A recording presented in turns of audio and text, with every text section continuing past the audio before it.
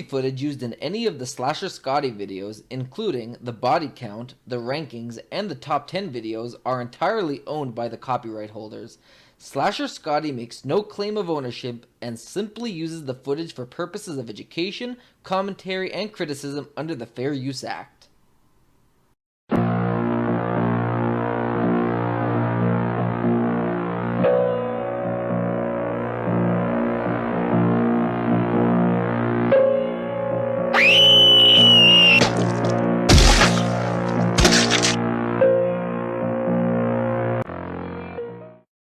Welcome everyone to The Body Count, where we tally up all of your favorite kills for all of your favorite horror movies.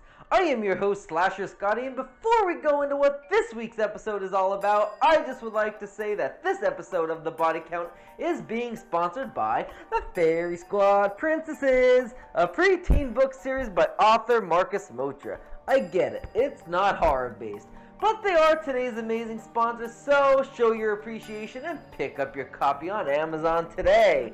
The links are in the description below. The book series is about 4 fairies that try to save the world from evil forces, and it is based closely on the Winx Club and yes, even Sailor Moon.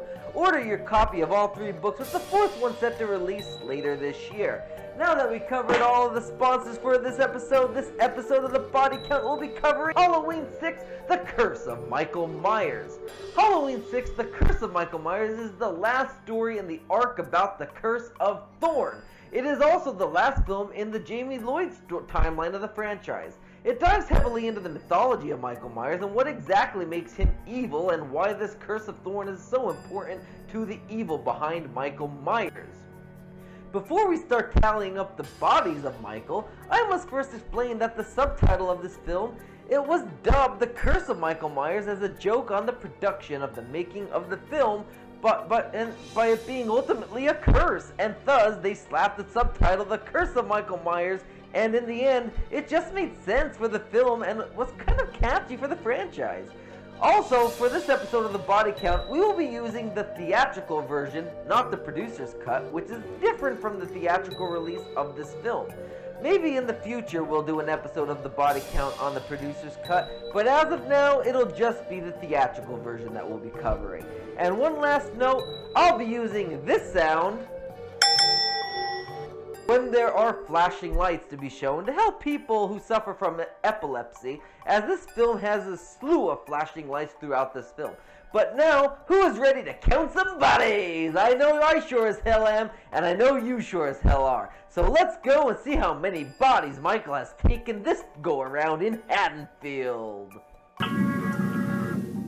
This film started out with a 15-year-old Jamie Lloyd pleading, gasping and screaming, and she was wheeled on a stretcher down a long underground corridor by masked physicians. She was eventually revealed to be in the basement of the Smith's Grove Sanitarium. She was hallucinating that her crazed, psycho serial killer uncle, Michael Myers, was terrorizing her with a large butcher knife. The trench-coated man in black was also visible. Jamie was laid on her back with her arms and legs tied, surrounded by a candlelit altar with burning torches during a mysterious ceremony of cultists. She then was seen to be in labor, delivering a baby. The newborn baby boy was immediately handed over to the man in black. Then we were given a voiceover by a later identified Tommy Doyle as we were presented with a title card.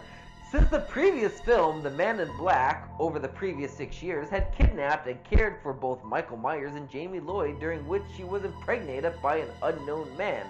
In the producer's cut, it was revealed that that Michael raped and inbred his own niece and was the father of her baby.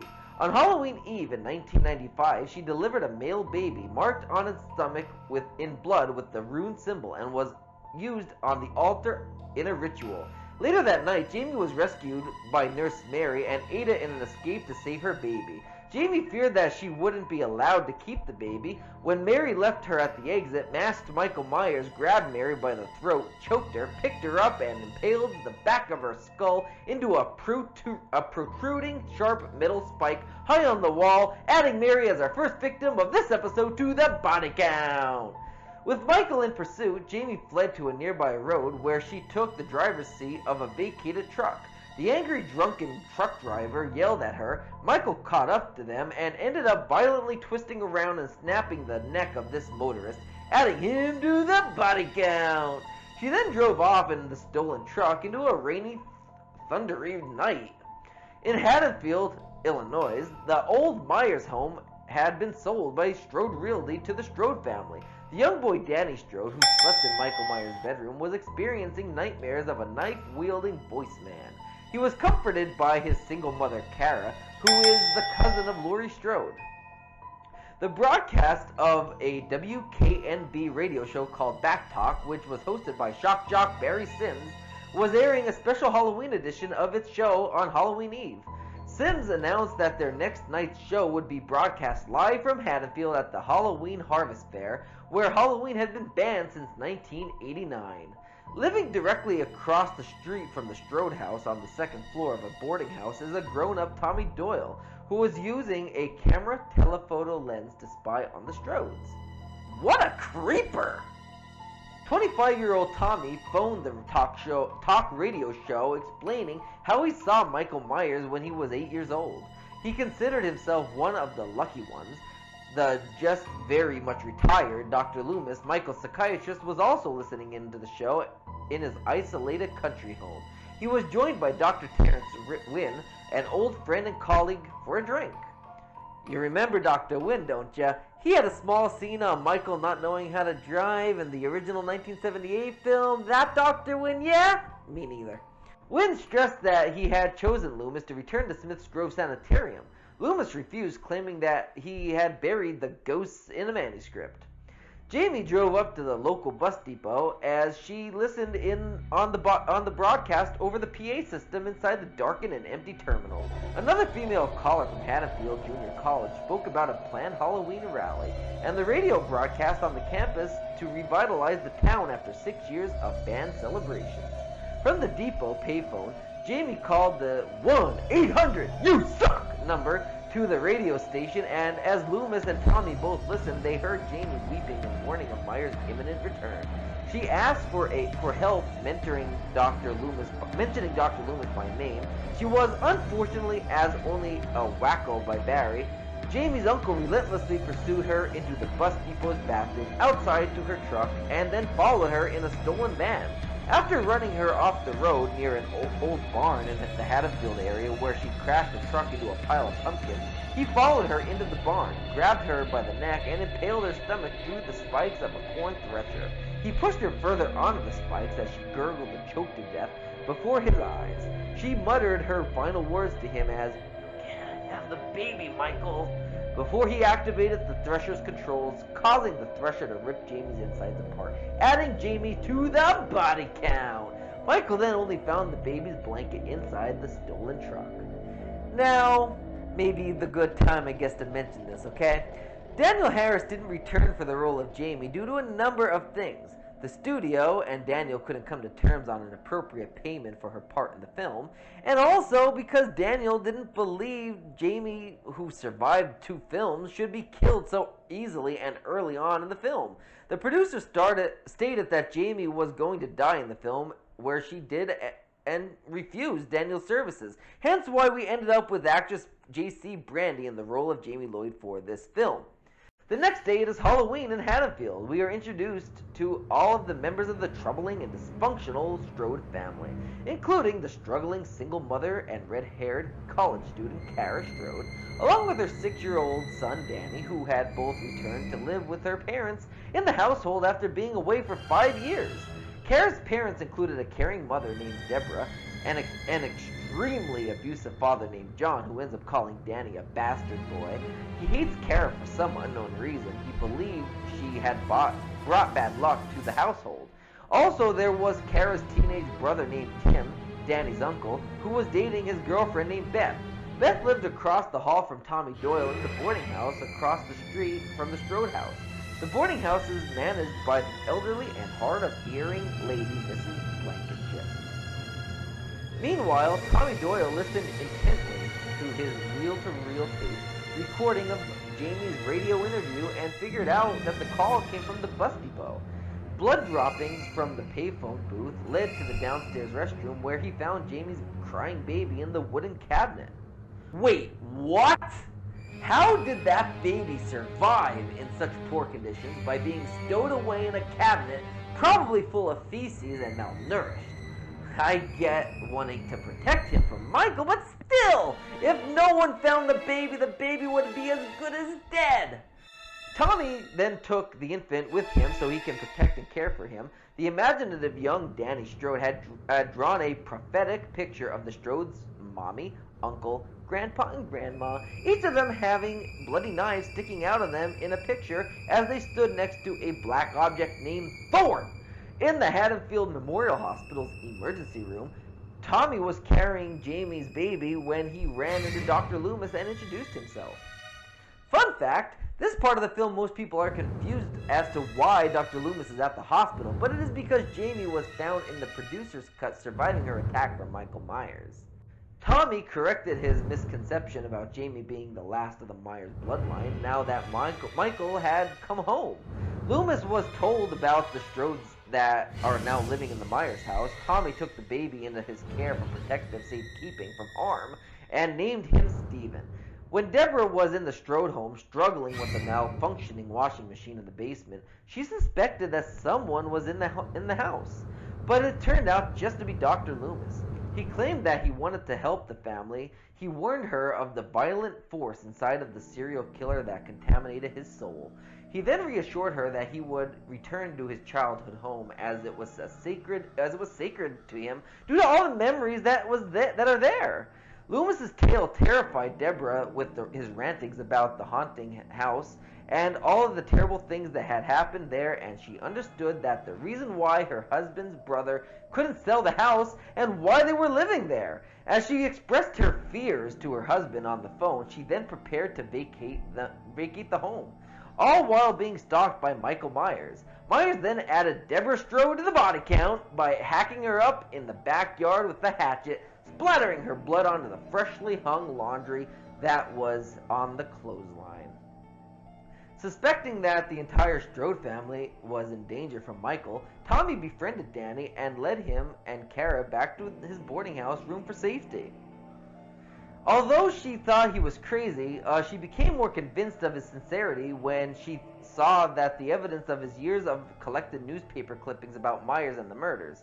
He explained about the rune symbols and the meaning of thorn. Tommy then warned Kara never to return back to her house. In the boarding house parlor where she was watching the classic film on television, The Phantom of the Opera, Mrs. Blankenship explained the origins of celebrating Halloween to Danny. Then she told Kara that her son could also be hearing the voice, just like Michael Myers, which was revealed that Mrs. Blankenship was babysitting him the night he killed his sister Judith as a boy. She told Kara that the voice told Michael to kill his family.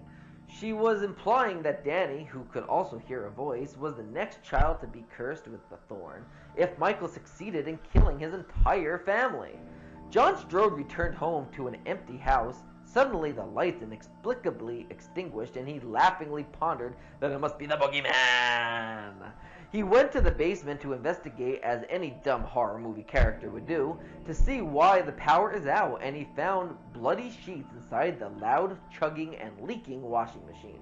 When he turned around, Michael Myers then murdered John by stabbing him in the stomach with a butcher knife, lifting him up and pinning him against the fuse box where he was electrocuted, his face starting to fry, and then his head exploded, adding John to the body count.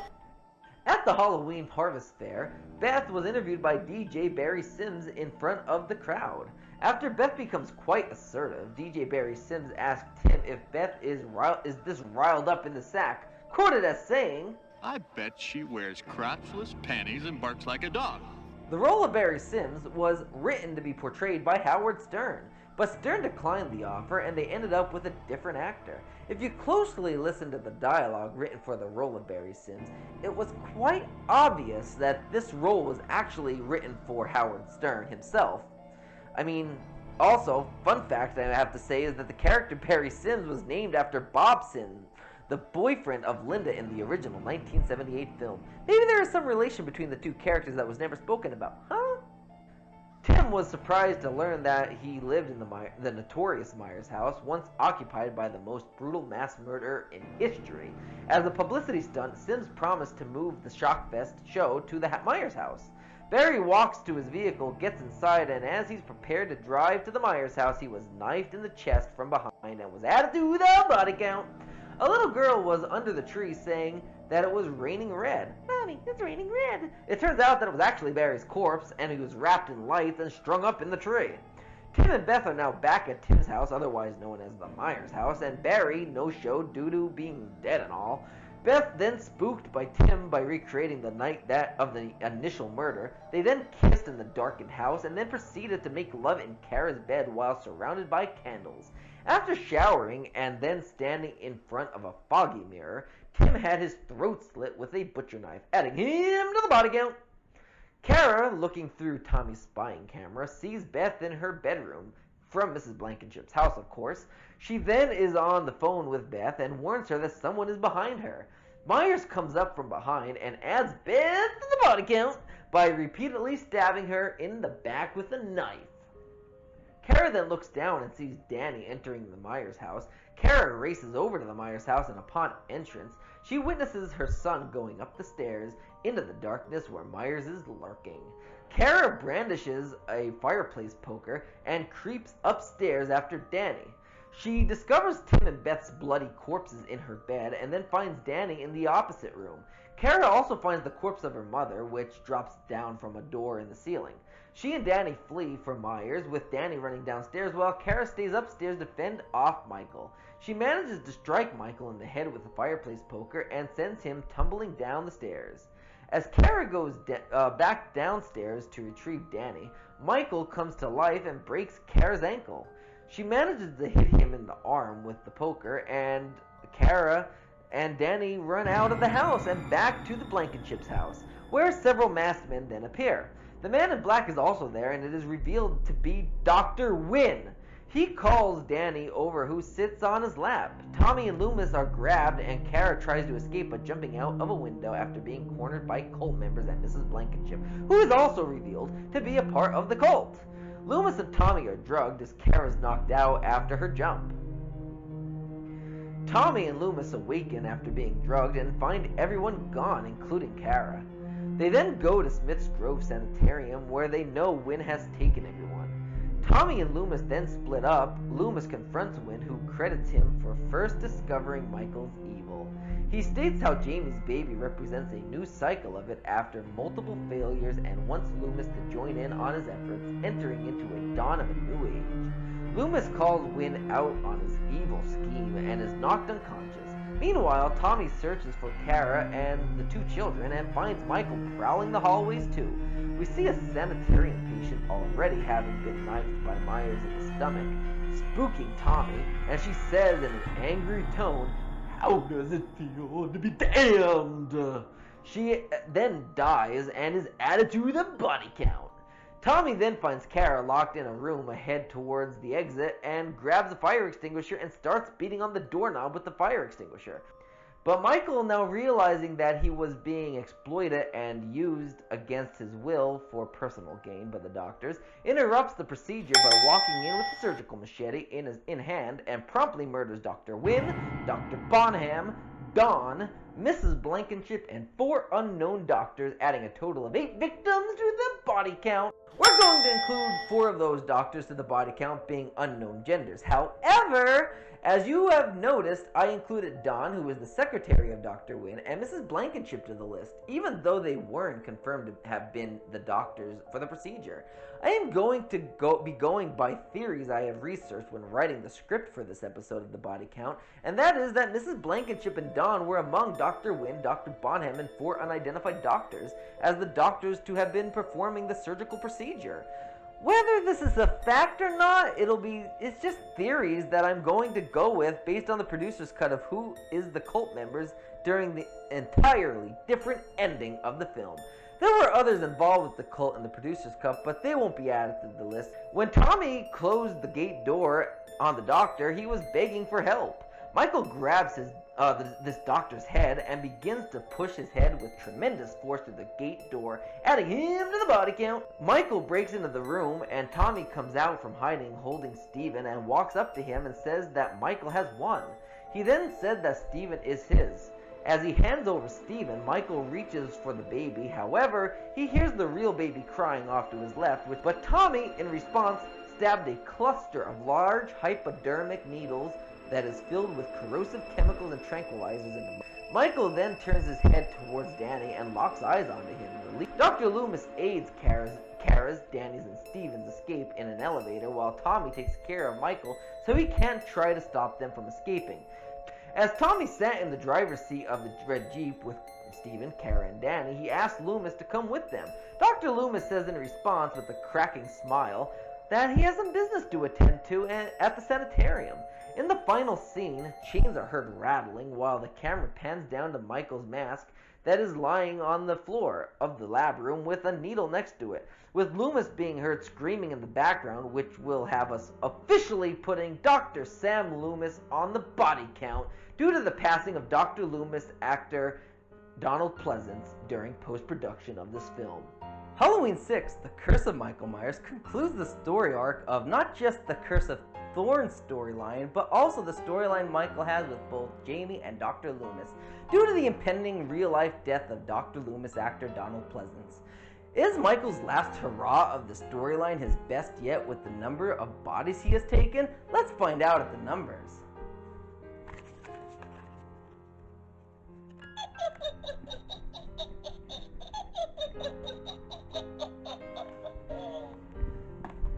I'm not done yet. Trick or treat, smell my feet, give me something good to eat. Trick or treat, smell my feet, give me something good to eat. Trick or treat, smell my feet, give me something good to eat.